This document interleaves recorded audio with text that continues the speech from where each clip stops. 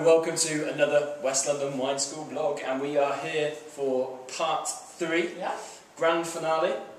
Yes. And as I said with Justin that we did on the previous set of tastings, the crescendo of the wine tasting.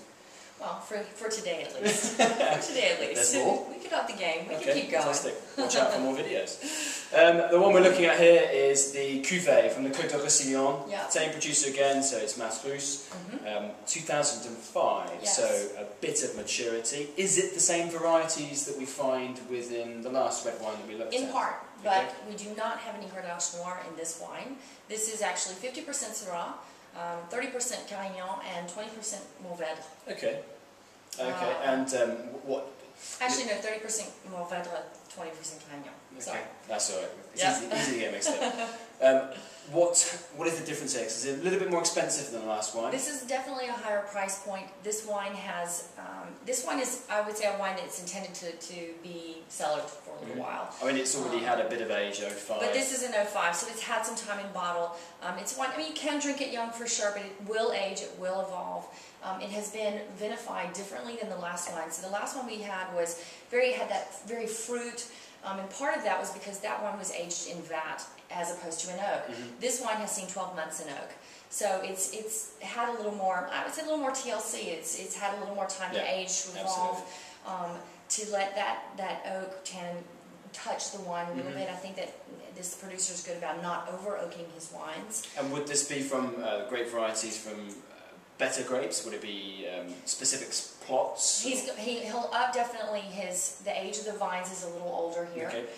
Certainly Carignan is definitely old vine Carignan, all of it in this That's in the way this it blend. needs to be. Absolutely, Carignan, for a good product, that's what you need. Definitely. And these are going to be from better parcels. Okay. Certainly, and he does a lot of hand selection as well. So the best of the best, work their way down. Fantastic. Okay, so a little bit more intensity. Let's have a smell anyway. Yeah. And see how that goes. I mean, I've just had a smell of this. Well, it kind of jumps out of the glass even from where I'm swirling right now. I can get a good whip. The distinct difference from the last one. The last one had this vibrancy, fruit vibrancy, and then the Shiraz came through. The youthful of the Shiraz sort of touch came through. This one has a much more mature complexity about it, and it really comes through on the nose. You've got that lovely.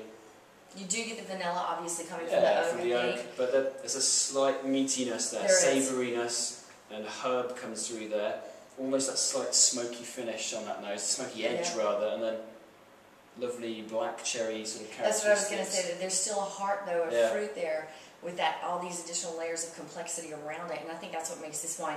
That's why obviously we've stepped up the game. Good. So should we have a little? Let's have a taste. Yeah, definitely.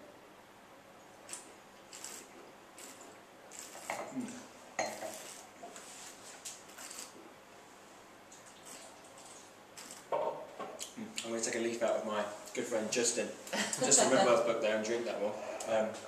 That was a fantastic complex mouthful, and the great thing about this is, we'll talk about the fruits in a minute, but the length. Yeah.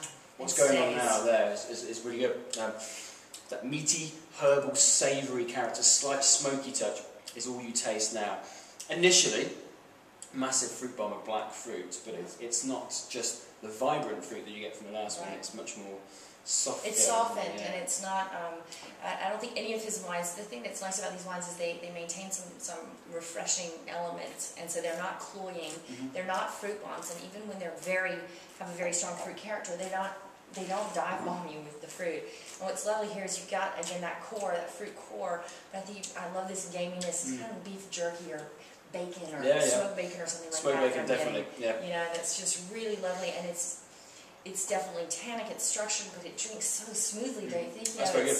That finish is outstanding. Really, really good. Yeah. So, that is really good. I'm actually speechless there for a second.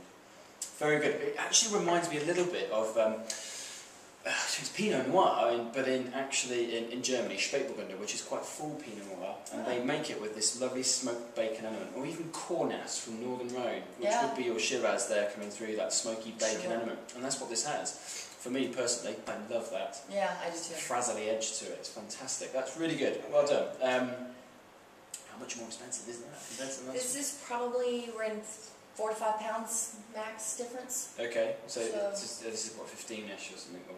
maybe even a little bit less.